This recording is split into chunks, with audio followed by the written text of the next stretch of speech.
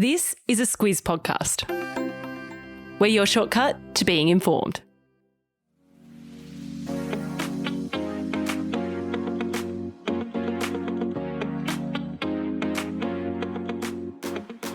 The weekly wrap is the week in news and what's coming up. I'm Kate Watson. And I'm Andrew Williams. Filling in for Claire. Andrew, we haven't done this before, but I'm very happy to have a turn with you. And I'm very happy to have a turn with you. Thank you for having me back. I feel like a part of the weekly wrap family now. You kind of are. Yeah. That's kind of the plan. Yeah.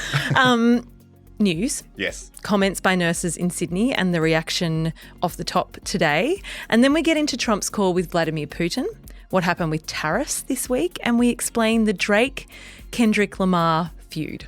Yeah, it felt like the right time with the issue in the news after Kendrick's performance at the Super Bowl early in the week. So we'll get into that. And in what's coming up, interest rates, to cut or not to cut? That is the question. That is the question. Let's do it. A bit of Shakespeare.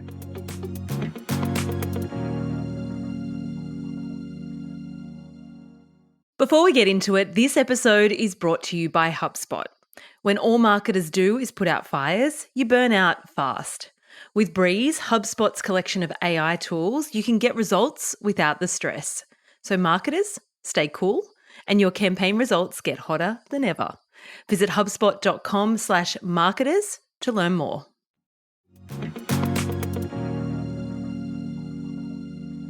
So, Andrew, what we do in our News Club production meeting, as avid listeners of the podcast will know, is we determine the biggest story of the week by looking across the news coverage, the volume of stories, also what was the most searched for term on Google in the news, in like the news category.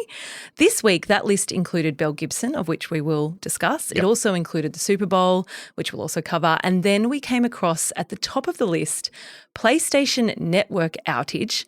I mentioned this to you and you said, of course. Like you literally leaned back in your chair and was like, Yes, of course it would be there. So please explain. I did. I responded to that with maybe a little bit too much enthusiasm in retrospect. So the PlayStation Network is what gamers use, PlayStation gamers specifically, to play any game that requires them to be online. So that can be a game like Fortnite that I think a lot of people are familiar with, where they're actually playing against other people, or just any game that requires an internet connection.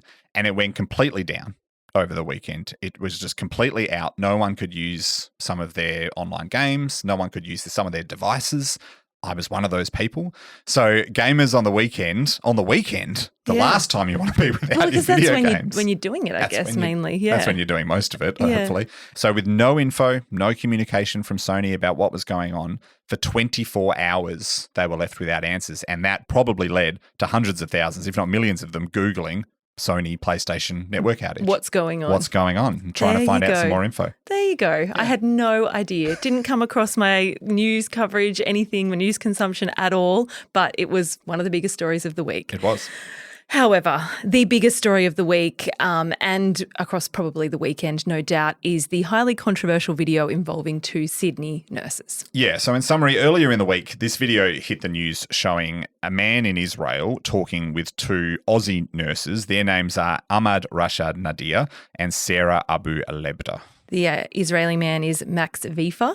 They were speaking on a site called Chat Rouletka, which is said to be a video chat room that randomly connects users together. Vifa frequently posts videos on social media in which he converses with people he encounters on that site, particularly those who hold anti-Jewish or anti-Israel beliefs. Yeah, so he's based in Israel and he's given interviews since this incident took place, and he said that's what he seeks to do, to talk to people who hold those beliefs by engaging on those platforms, find the anti-Semitism and expose it. Yeah, so to what these nurses actually said, most listening I think will have heard it, but if not, the male nurse says, this is the quote, "You have no idea how many Israeli people," he's referring to, "come to this hospital. I send them to Jahannam," which the Arabic translation for is hell. Mm-hmm. Yep. That's what he's referring to there. The female nurse says, being Israel is Palestine's country, not your country, you piece of beep. Mm-hmm. When your time comes, I want you to remember my face so you can understand that you will die the most disgusting death. And then when pressed by Vifa about what would actually happen if an Israeli patient came into the hospital, she says, "I won't treat them, I will kill them." Now, these nurses work at Bankstown Hospital in Sydney. So you can imagine there was a flurry of news surrounding all of that on Wednesday morning. By midday, the nurses had both been stood down from their roles. The whole thing's being investigated. The word shocking disgusting, shameful, came from all quarters, the Jewish community, of course, the Muslim community as well, the hospital leadership, the nurses union, and of course our politicians. Yeah, from the Prime Minister down, the condemnation was swift, as they say. And it's all part of, I guess, the much larger conversation that's been going on for a while now, and that we've talked about a lot at the Squiz, about anti-Semitism in Australia, how dangerous it can be and how widespread it is. I was watching, I jumped online this morning to some of the news sites, and there's obviously journalists have headed to Bankstown and are trying to find out the mood on the ground, asking people on the streets what they thought of the comments. Most said the words to the same effect, disgraceful. Some saying, well, look at what Israel is doing in Gaza, and that sort of goes to the heart of this conversation, and that they stand with them, these nurses. But what we also saw was a lot of the nurses coming out that work at Bankstown hospitals. They actually had planned union protests that were supposed to happen on Thursday, and instead they had a message of peace, that this isn't what they expect from their colleagues, and widely most people saying this is just a horrific incident and horrific what they said. As far as the ramifications, though, this is where it gets a bit murky. Yeah, so both of them have issued apologies. They've been stood down. The New South Wales Health Minister said immediately before the investigation even happened that they'll never work in the health system again. And the Federal Health Minister has now said they're banned from working in any health system in Australia, not just in New South Wales. But they haven't been charged with anything. They're being looked at under Strike Force Pearl, which was set up last year in New South Wales to investigate anti-Semitism. To the point around charging them, what these nurses can actually be charged with is still unclear. It is. And police say that what they need is to work with Max Vifa to obtain the full video, because it was an edited clip that appeared online that people are looking at. So he has agreed to provide that so they get the full context and provide them with a statement as well. But Peter Dutton, the coalition leader, has taken this a step further though too. He says he would welcome a debate on actually stripping citizenship from certain individuals in circumstances like these. And actually, as we're talking, Andrew, I'm just looking at my computer, looking at one of the news sites, and it looks like that full video is actually now available online. So police might have it.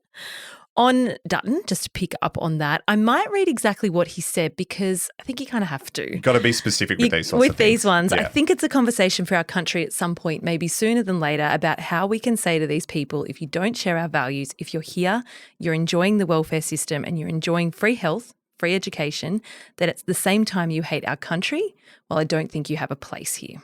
And there was a report in the Sydney Morning Herald that we read that clarified very helpfully that under the Citizenship Act, the Minister for Home Affairs can apply for a court order that strips a person of citizenship with a few asterisks. And if the person has demonstrated they have repudiated their allegiance to Australia, that can happen.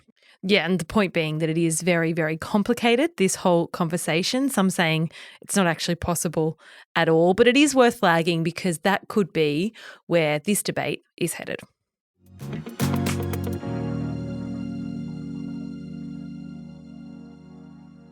Alrighty, Andrew, the Russia-Ukraine war was back in the news in a big way this week. Yeah, it sure was. So the lay of the land at the moment is that pre-election, Donald Trump said that he would end the war in 24 hours. Now, that didn't happen. It was probably a bit of Trumpian bluster there. But he is moving now to try to put it to an end a few weeks into his presidency. So he held talks with both President Putin of Russia and then Prime Minister Zelensky of Ukraine. Hour-long chats, according to accounts. And where we seem to be is that Trump wants to work with Russia, or as some have critically said, appease them, to bring an end to this war. A thawing.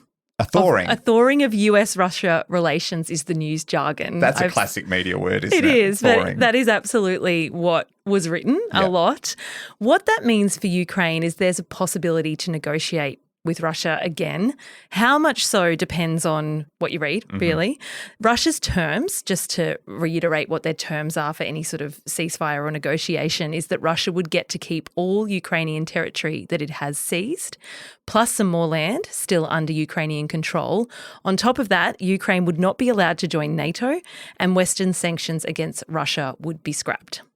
And Trump and his Defence Secretary, Pete Hegseth, this week appeared to back some of that, saying that NATO membership for Ukraine is unlikely and also that they'll have to concede some territory. I went so deep on this one and then tried to come so far back out of it. So I hope I've done a good job, but here we go. What that means for Ukraine and Zelensky is a that's a big blow for them. Zelensky has said time and time again that Europe alone cannot provide meaningful security guarantees to Ukraine without American leadership. Zelensky has also continued to insist that his country joining NATO is the only way to deter Russia from launching new attacks in the future. Get us across the NATO point. Yeah, NATO is a commonly, I think, misunderstood acronym because people don't realise that it's the North Atlantic Treaty Organisation. A lot of people think it's the North American Treaty Organisation, but it is definitely not. Definitely not. It is the North Atlantic Treaty Organisation. I've got that question wrong at trivia before. And it has 32 member states, mostly from Europe, and it includes the United States. So Trump has been critical of how reliant it is on US funding, and this is where this all kind of ties together. So Trump doesn't like these big alliances relying so much on the US. He wants the members from Europe to increase their defence spending as part of NATO and take more responsibility, or perhaps all the responsibility, for securing Ukraine. Yeah, so the headline is just this sort of appears that the US is cutting Ukraine out of negotiations, out of the whole conversation. Something UK Prime Minister Keir Starmer called out this week, saying there can be no negotiation about Ukraine without Ukraine, and that Russia is a huge threat to the region. To wrap this up, we should add Trump has been invited to visit the Kremlin. But it seems likely that Putin and Trump will instead meet in another country, possibly Saudi Arabia. Trump said that. Maybe Saudi Arabia, maybe Saudi Arabia. Somewhere like that. Might go to Saudi Arabia. But potentially soon. So to the point around thawing, this is what we're talking about. It's thawing, yeah. Still with the US, it's the biggest game in town, tariffs. Tariffs. I've said this word a lot this week on Squiz Today. We know that Trump has always been a fan of tariffs from the beginning. To explain what they are, they're essentially a tax on an import. So why can't they just use the word tax? I think because all the economists listening will be like, because. Economists take great joy in making things complicated for us mere mortals to understand, and I think that extends to the word tariffs. So last week, the big story was that he would slap tariffs on Mexico, Canada, and China, but Mexico and Canada eventually got a reprieve for a month at least. You and Claire covered that in the weekly wrap-up last week. That's right. And this week it was a bit more about Australia. So last week it was a bit more about what's going on over there. This week it's a little bit more about us. Trump announced a 25% global tariff on imports of steel and aluminium, including from Australia. Yeah, and this wouldn't have been a big surprise either because it's happened before. It happened last time he was in office. But that time around, the Turnbull government at the time, after some months, did manage to get an exemption for Australia. Yeah, so fast forward to now and it's the Albanese's government's turn to try and get that exemption again. The Prime Minister, of course, jumped on a phone call with Trump that seemed to go quite well. Both Trump and Albanese said an exemption was under consideration. They said nice things about each other too. Yeah. Trump said Albanese was a very fine man and he gave a couple of reasons that an exemption could happen. I thought you were going to say he gave a couple of reasons he was a nice man. No? He didn't give it publicly. Maybe he gave it on the call. He was like, this is why I like you, Anthony. I think he did say a couple of things. Yeah. Along the lines of he seems really easy to deal with, or there was something. Okay. Yeah, all right. Well, there was something. Anyway. And the important thing is that he's a very fine man, according to Trump, which is, I suppose, a good start. And the reasons that he gave for why an exemption could happen, one was exactly the same reason that we got the exemption the last time around. And that's because we have a trade surplus with the US, which basically means we buy more of their stuff than they buy of our stuff. And Trump likes that. He likes it. He likes that. There was also this conversation about buying American planes. Yeah. Planes aren't actually that high on the list of things we import, though. No, there are many other things that we import far more of than planes. And so it was fun. It was funny sort of watching the journalists react to that live. You could tell there was a bit of kind of, oh, okay. What's the plane thing What's about? the plane thing about? And so then we looked into that. It's doesn't seem to have a huge amount to do with planes from what we've read. But regardless, that was one of the reasons that Trump gave as to why we might get an exemption. I love how there's no real answer. No, there isn't. We've done a lot of looking. There's no real answer. We do buy US planes. It's just not really massively high on the list of the things we buy. Okay. So as far as where we land at the end of the week on the tariff issue, the exemption hasn't been given as of yet, but it seems that that could be the case. But a nervous time for people that are impacted by a tariff like that. Yeah, and there's just one more wrinkle, I guess, that might have made this a little bit confusing to follow. It certainly did for me when I was reading a lot about this for Squiz Today. So in the actual document where Trump announced those tariffs, it singles out a verbal promise that was apparently made by Australia, which supposed to have happened in about 2019, 2018, under the Morrison government, that we would reduce the amount of aluminium that we exported and produced. And the fact that we didn't do that is one of the reasons that Trump specifically says in that proclamation, which is what they called it, that the tariffs are coming in. So we're sort of responsible for the tariffs, but also might get an exemption from the tariffs. But we really don't know. We don't know. I don't know. You wrote this line in the script, which I have to say because I enjoy it.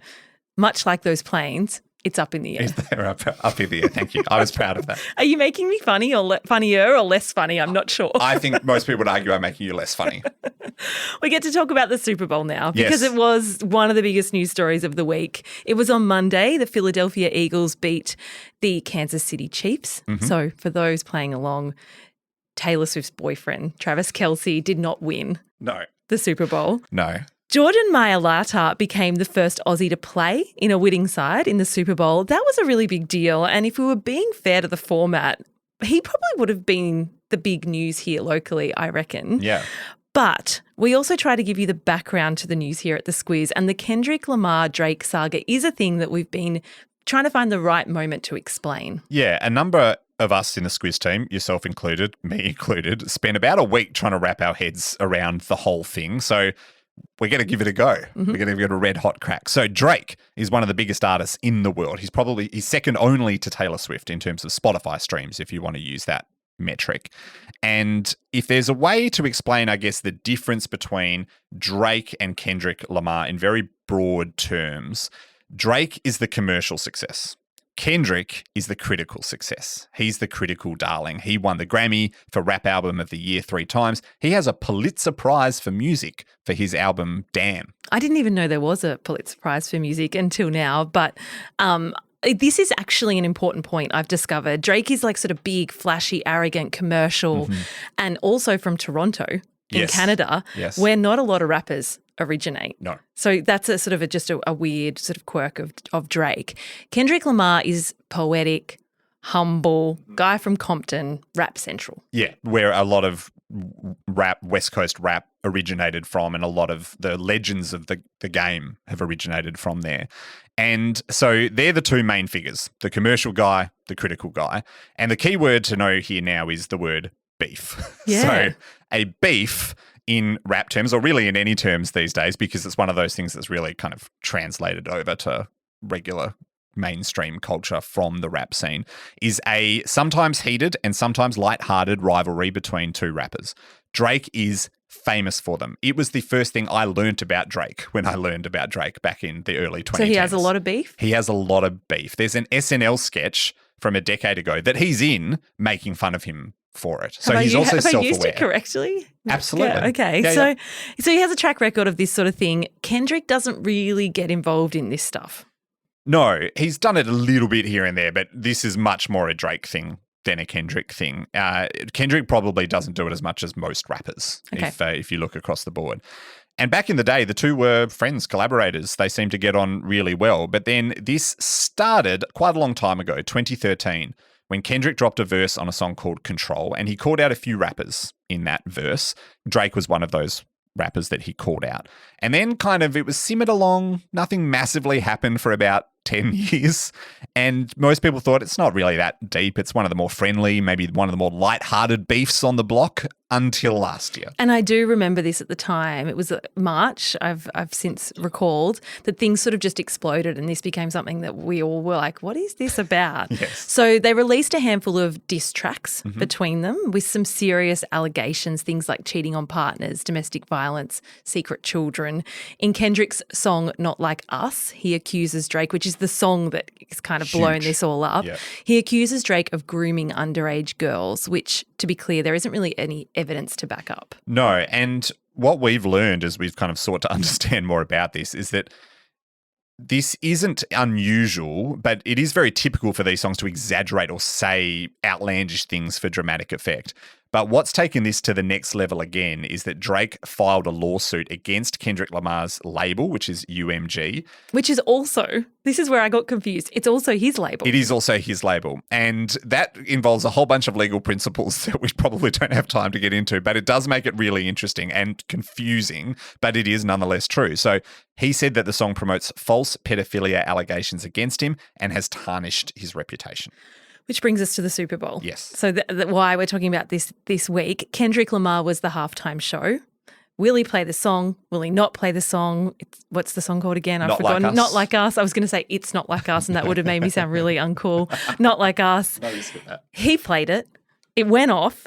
In rap feud world, it seemed like sort of the final blow. This was, what was the knockout to actually play this, because also it's just such a huge, huge, huge hit. Ginormous hit. And I guess one of the ironic things about this is that the thing that has arguably made Kendrick more famous and more successful than he has ever been has been the beef with Drake and the resulting songs from it. So he won 5 Grammys. He's generally accepted by pretty much every music expert I've read who knows far more about this than I do, that he has won this beef conclusively. I'm still not sure if I care about this. I'm still a bit like, do I care? But I'm glad I know. Mm-hmm. Drake's actually on tour in Australia this week, so it'll probably still be in the news. Yep. And I think we both should reference an episode of The Daily by the New York Times that we listened to get a proper understanding of this. Yes. If anyone wants to go deeper, that is a good place to start, because there are layers and layers and layers. We haven't even talked about Serena Williams, but I actually think on a care level of across our audience, there might be people who are like, stop talking about it, and there are people who want to go deeper. Yeah. I reckon we've done enough. Okay, good. If you do desperately want to know about Serena Williams, just know that she's involved, and if you want to learn more, there's so much to learn because it's so deep. All the very best. Yeah.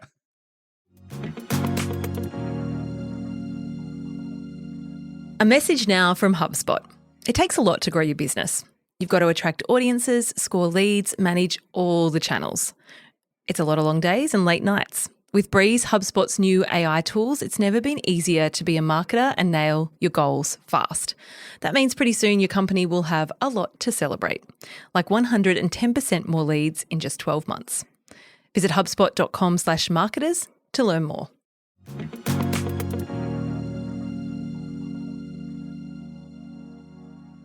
In what's coming up, Andrew, Saturday, Kylie Minogue kicks off her Tension tour in Perth. She's got shows everywhere, but I don't know if people know about your West Australian stripes. I mean, if you listen to Squiz Today, you know. Okay. Because I don't know if people that listen to Weekly Wrap know about them. Yes. But I wanted to find a way for you to talk about them. Yeah. So and Kylie Minogue is it. Get ready for me to go full sand groper. Yeah. So Kylie Minogue, I also make Kylie Minogue stripes because I really love Kylie Minogue a lot, and her. Many of her songs are terrific. Confide in Me is my favourite, but she has been a bit controversial. That Tension tour is well named because there's been a bit of a brouhaha in Perth recently because she's playing RAC Arena. So RAC Arena is the big indoor arena in Perth. It's a big thing in the city, and it's the home arena for the beloved basketball team in Perth, the Perth Wildcats, which are they're huge. They sell out almost every game. They were bumped from playing a finals game at RAC Arena because of the Kylie tour. Ooh. So that caused a lot of controversy. They did manage to use another venue and they got a win, so it's all good for now. But yeah, that was the big story in Perth. As always in Perth, it's been a big week. Kylie versus the Wildcats. Yeah, that is. I mean, obviously the cyclone I thought might be the thing that will take over in but regional in the week WA, just gone. But in the week just gone. And Yeah. I mean, your stripes are that you actually grew up there, right? Oh yeah, born and bred. Born and bred. Yeah. Grew up, spent my whole life there until 2015 when I moved to Sydney. WA boy. Yeah. Sunday, Peter Dutton has done an interview with 60 Minutes. The interview is with Karl Stefanovic. It's with his wife, Kiralee, by the looks of it. You asked me about a ukulele. Yeah, that was the first thing I thought of because I still have the memory of Scott Morrison playing the ukulele. And was he singing April Sun in Cuba, I think, by Dragon? Yeah. That's right. That was a whole thing. That was his pre-election sort of, nice family profile piece. Interview piece. Yeah. And in fact, the promo of the interview with Peter Dutton, you were right on the money as far as a producer's angle on this was that Kiralee, his wife saying that Peter Dutton doesn't sing, doesn't dance, doesn't play the ukulele. No ukulele to be found here. I was disappointed there wasn't some other secret instrument that we would find out that he would play. But well, you never know because he's done this for a reason, this interview. He's obviously wants to, tell his personal story. So no doubt that will make news. Monday, White Lotus Season 3. Yeah, set in Thailand this time around. They move where the resort is each time. If you're unfamiliar with this show, it's a show where various terrible rich people go to a resort and usually someone gets murdered. And sometimes we don't know who the murderer is. Sometimes we don't know who the victim is. And that's sort of the premise of the show. But it's kind of a social comedy. I had a bit of a journey with it. I tried it once, didn't like it at all. Tried it a second time on a plane, which I think is often the key to growing to love a show because you don't have a choice. And then I ended up really loving it. So very excited for this. It'll be on Binge as of Monday afternoon. People have been waiting a while for this. Yeah. So I really enjoyed it. So I'll definitely be watching season 3. Tuesday, the Reserve Bank Board will announce their rate decision. A drop is predicted by many, hoped for by some. Hard to tell whether it's more hoped for by people who are homeowners or the Prime Minister because there's going to be whether that'll be a big factor in the election depends on who you read. But certainly I think we all know that the government will be hoping for a cut. And there's been a lot of chat about whether he will or won't call an election. I have no idea. I've read a lot of stuff. Couldn't tell you. The only thing we know for sure is that it's due by May. It's due by May. And the other thing we know for sure is that rates and the decision they make will dominate the news next week. Let's leave that there.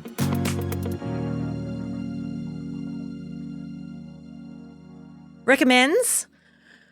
Got to talk about Belle Gibson as my recommendation. But before that, I think I need to point people to the humpback whale swallowing a kayaker and then spitting him out. Yes. If you haven't seen that footage, I'll put a link in your episode notes because, wow. Mm-hmm.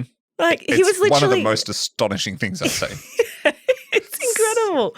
He's kayaking along in the middle of the ocean and a humpback whale literally engulfs him and then spits him out. Yep. It's funny how close the line is between this is a tragic story that we all have to talk about in very solemn tones to, oh my Lord, this is amazing. And he gets interviewed and you could see his face when he's talking about it happening. He's like, it was the scariest thing that's ever happened, but I can't believe I came through it. It's really worth a look. Surely we'll never have to buy a drink again. I feel like I've over-recommended that now because my next recommendation is real.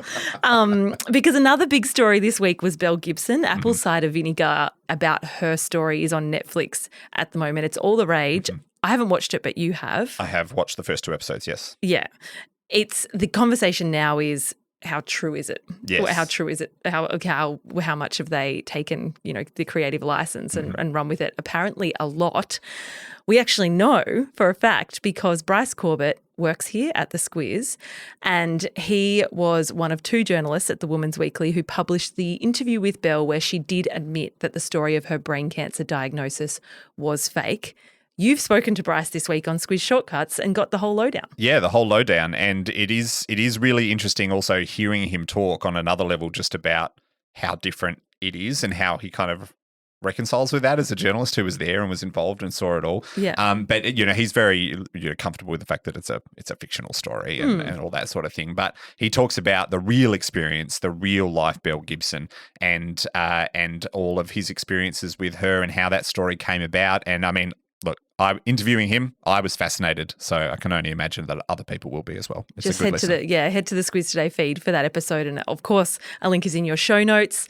Your recommendation, Andrew, what do you got? My recommendation is a list. You know that I love a list. Claire knows I love a list, and I found a list about Saturday Night Live. So it is this Sunday, actually, or Monday our time.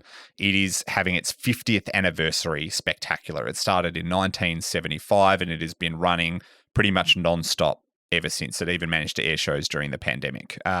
And so it's just this huge comedy icon. And the famous line about it is that it's never as good as it used to be. So everyone loves the one they grew up with, the cast they grew up with, the version they grew up with, and the modern version is terrible and they hate that. And then you move on 10 years and there's another generation who says exactly the same thing. Gotcha. And so anyone that maybe grew up with it, maybe saw some of the clips in the 70s, 80s or 90s, I thought a list on some of the excellent sketches that they've done from the modern era, the last 25 years, might be useful. So we've got a list of the 50 best sketches from SNL from the 21st century, and there are some terrific ones on there. They're all watchable on YouTube, so if you do want to kind of get up to speed, it's a great way to do it. My favourite sketch to keep an eye out for is something called Meet Your Second Wife, which was done by Amy Poehler and Tina Fey, and it is, I won't spoil what it's about, but it is a terrific piece of sketch writing. So if you only have time just to watch one, pick that one. Watch that one. Yep. There you go. Thank you for joining us on Weekly Wrap, Andrew. It's been a pleasure. I reckon we're pretty much done. We're done. Covered a lot of things. We had a lot of fun. Beef, international geopolitical conflict, all of it. We covered all of it. Claire will be back next week. Chat to you then.